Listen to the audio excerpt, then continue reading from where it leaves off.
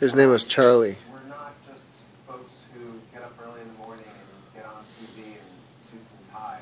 We are your friends and your neighbors and people who are in the Republican Party and the Democratic Party, people who live in cities or people who live out in the country.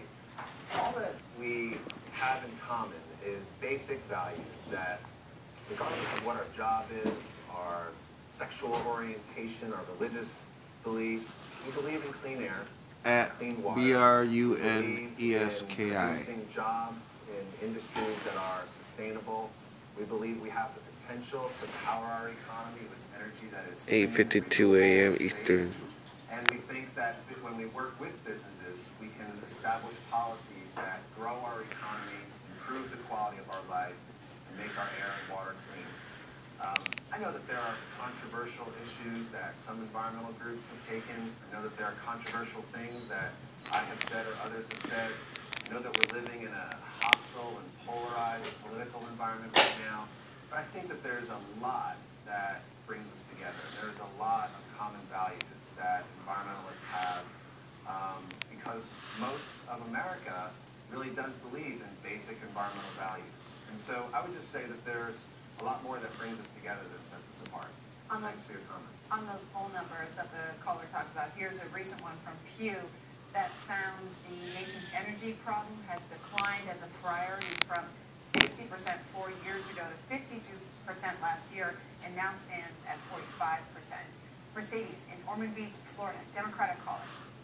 Yes, good morning. Thank you so much for the Sierra Club leading in this cogent argument, despite the other caller with a nattering nabob.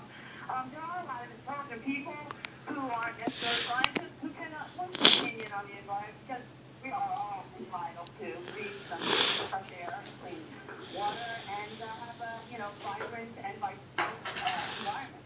However, my main comment is regarding biomimicry and nanotechnology, which really is the cutting edge of something we can learn from nature. We are obviously all favorable to nature, but we can actually utilize nature by studying the components of things like shark skin and shapes and feathers and things that can actually have no net loss of energy because everything is utilized to perfection by nature. Therefore, the principles of nature can be applied to different types of engineering pursuits in building design, in things like air conditioning that can be actually modified and structured on these natural occurring structures in nature and applied to physical science, and therefore making it far more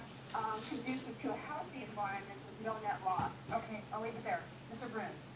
Wow, great comment. I don't have much to add to it, except maybe for viewers who aren't familiar with the term. Biomimicry really involves what the caller just said. There's lots of different ways to interact with nature. Some of us just go on hikes or we might camp out every now and then. But there are lots of scientists and manufacturing engineers who want to understand in great detail the processes of nature, how the ecosystems interact, and how different organisms, plants and animals interact with each other, and to see what lessons we can learn that can be applied to a modern economy. How can we produce materials in ways that don't also produce pollution? How can we find ways to minimize waste? Because in nature, there's no landfills, there's no garbage dumps in nature. Nature operates with enormous efficiency. And so the field of biomimicry really involves understanding nature so that we can apply the lessons of the natural environment to a modern world. It's a fascinating idea. Let's go to Tom next. He's in Illinois, Republican caller. Yes, hello. Glad to talk with you today. Yeah, I'm from Niota, Illinois, and I live in flyover country. And I've never heard the debate. I would like to ask yes, he can answer all that after I make my point, but how many times do you fly to the jet a year? It was 2 or 3 years ago I called into C-SPAN, and they had a NASA scientist sit there. And I asked you some questions because out here in flyover country, I look up, there's 5,000 flights a day that fly across the United States, and each jet uses 2,000 gallons gallons of diesel fuel. I have a 1,500-acre farm. I don't use that much diesel fuel on my farm in a year. It's always blamed on the cars and everything. So I asked the scientist, I said, well, what effect do the jets have on the environment? I said, because they fly at 25 to 30,000 feet, putting out carbon. CO2 is actually a food for plants. So when you, I asked him, I said, well, what's that do? He says, well, I said, have you ever tested the environment? He says, the upper air environment. Yes, he said, on 9/11. And I remember those days at 9/11, 4 days, no jets flew. The air got clean because and he said the other thing is that the jets, if you ever stand beside a road and a semi goes by and it's going 65 miles an hour, it feels like you're knocking off your feet. What do you think the jet flying at 35,000 feet inside of a football field does to the turbulence of the atmosphere? Nothing's ever brought up because most of the elites of this country and the people fly in those jets.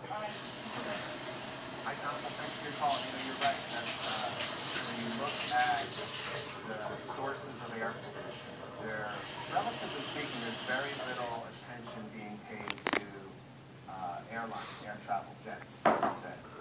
And it's probably the fastest growing, it's not probably, it is the fastest growing source of carbon pollution, and it's the fastest growing contributor to climate change around the world.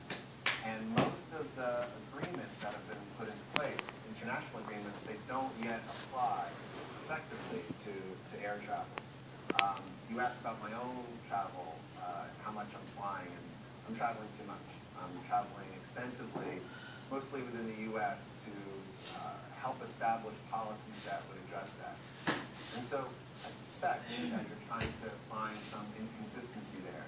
And what we need to do, I think, in this country is to find ways to make our economy more efficient and more effective so that people who need to travel or to be with family members for their business can do so in ways that don't pollute. So we want to offer incentives for airlines. He's going to be the next president. That don't contribute to decentralized climate. We want to find a way to get people from place to place efficiently without causing such negative side effects. Michael Brune, finally, let me ask you, the EPA is holding listening sessions around the country on best ways to reduce emissions from power plants. We have one this morning kicking off here momentarily at EPA headquarters in Washington. What's the best way, in your opinion? To reduce emissions from power plants? Through a variety of sources. That's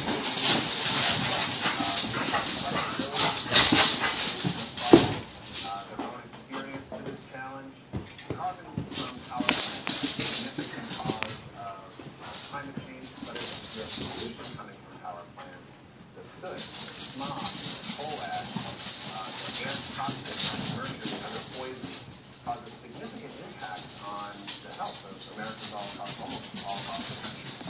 And so what the Sierra Club is, we're sending out hundreds of volunteers and our members to these listening sessions in Dallas, Philadelphia, San Francisco, Chicago, this morning in Washington, D.C.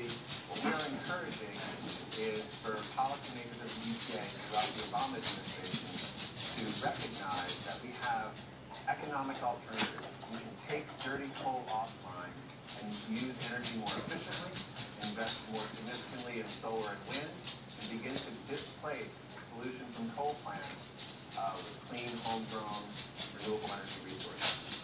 C-SPAN will be covering that listening session here in Washington. Go to our website, cspan.org, if you're interested. Michael Brune is the Executive Director with Sierra Club. Thank you, sir, for your time. Thank you, Greta. Coming up.